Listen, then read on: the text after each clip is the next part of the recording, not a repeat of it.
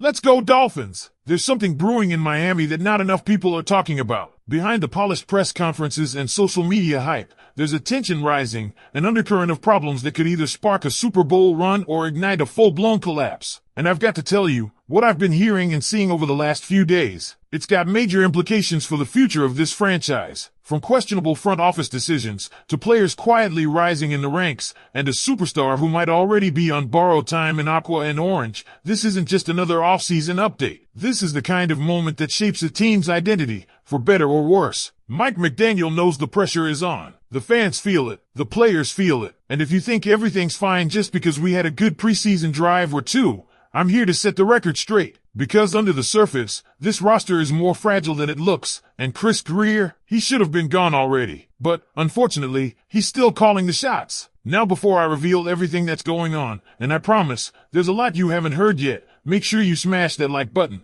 but only if you're a true Dolphins fan. If you've been riding with this team through all the heartbreak, all the false hope, and you still bleed aqua and orange, I want to see you in the comments saying, "Go Dolphins! Nos podemos chegar no Super Bowl." Alright, now let me tell you exactly what's happening behind the scenes. There's a storm brewing around the Dolphins' approach to building this team. Fans are calling for another blockbuster trade like the one that brought in Tyreek Hill, but there's a growing sense that this strategy is wearing thin. Trading away top draft capital for high-profile veterans who didn't even choose to play here? That's a dangerous game, and Miami has lost more than it's won. Bradley Chubb, constantly injured. Jalen Ramsey, already off the roster. Tyreek Hill, a headache off the field. And while his talent is undeniable, the whispers about moving him have turned into full-blown conversations. The truth? Hill won't be a Dolphin next year. Financially, it makes too much sense. $36 million in cap savings and a $52.8 million cap hit looming in 2026. Unless something drastic happens, his time in Miami is almost up. Speaking of departures, the backup quarterback situation has seen an overhaul. Gone are Skylar Thompson, Tim Boyle, and Tyler Huntley. Enter Zach Wilson and rookie Quinn Ewers. Yes, Ewers looked like a disaster against the Bears,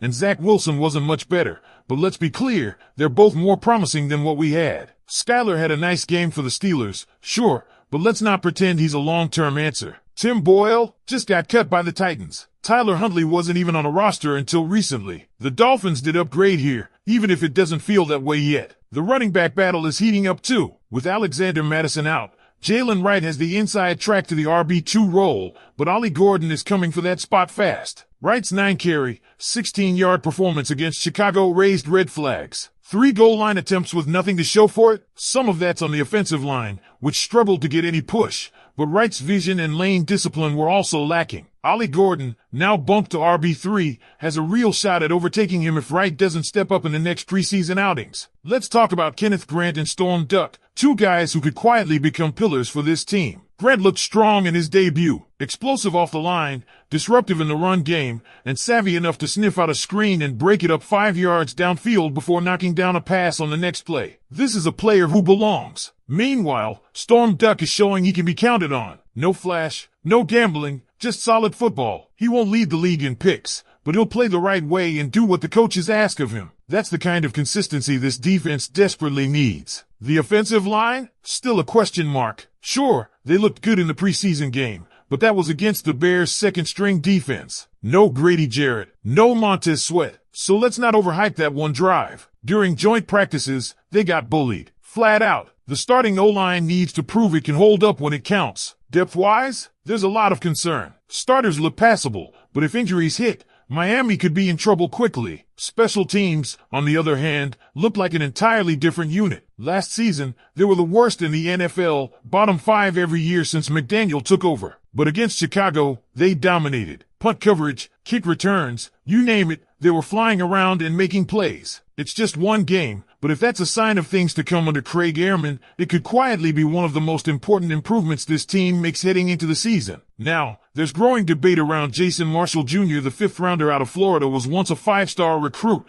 but his college career didn't quite live up to that billing. Even so, he had some decent reps against the Bears and looks like he'll stick on the roster. Whether he can become a contributor this year or next is still up in the air, but the raw talent is there. And finally, let's talk about what's at stake for McDaniel and Greer. If this team misses the playoffs again, there's no excuse left. The fan base is already fed up with Greer. A decade in the front office with 0 playoff wins? That's unacceptable. And if McDaniel can't turn this roster into a playoff team, his seat will get just as hot. Reaching the divisional round might be enough to save their jobs, but anything less, and the front office might finally see some changes. Alright, let's keep this going, because here's where it gets even more interesting. With all the noise around Tyreek Hill, there's a real sense of urgency building. Even though he's undeniably one of the most explosive players in the league, his presence in the locker room hasn't exactly been smooth sailing. The front office knows it, the coaching staff knows it, and you better believe other GMs around the league are circling, waiting for Miami to implode just enough for Hill to become available at the trade deadline. And let's be real, if the Dolphins start the season slow,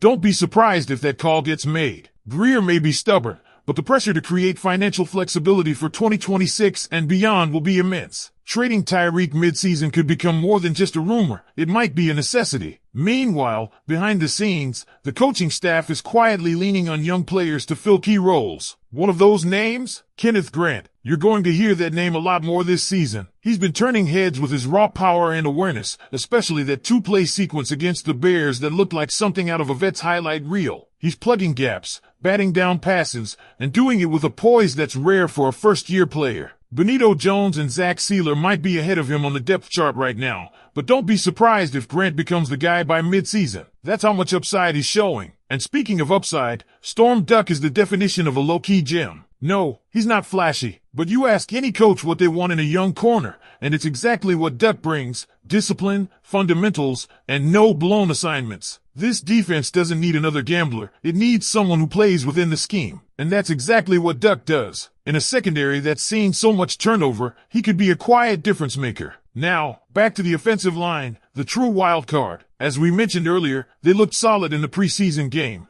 but that performance came with an asterisk. No top-tier pass rushers to deal with. During joint practices, this same unit got overwhelmed. That inconsistency is exactly what's plagued Miami for years. If Tua is going to stay healthy, this line has to be better. Not just for a quarter, not just against backups. They need to hold up against elite defenses, play after play. That means every guy up front has to step up, and Greer's failure to secure depth at this position could come back to haunt them once again. That same lack of depth and foresight extends to other areas too. Let's take a deeper look at the running back room. Jalen Wright was expected to take a leap forward this year, but after what we saw against Chicago, it's fair to question if he's ready. 9 carries, 16 yards, that's not going to cut it. And while we can point fingers at the offensive line's lack of push, the great backs find a way. Wright didn't. Ollie Gordon is waiting for his shot, and the staff is keeping a close eye on his reps in practice. He's younger, fresher, and hungrier. It feels like it's only a matter of time before he gets his chance, and if he capitalizes,